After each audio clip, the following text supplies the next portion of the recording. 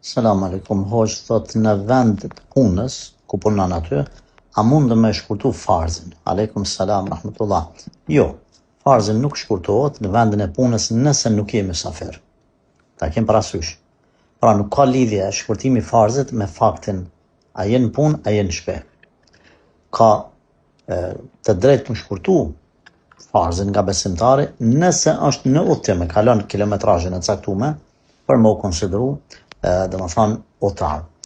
Këtu, pse e detalizova këtë gjë, nëse ti je në punë, edhe puna jote kërkon udhëtim, 100 km, 150 km, shkon çdo ditë, punon atje, pastaj kthehesh.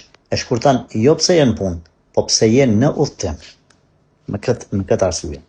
Në punë kur ti je, për shkak të presionit punës ose shefit bërtet etj, themi e lën synetin pa fal.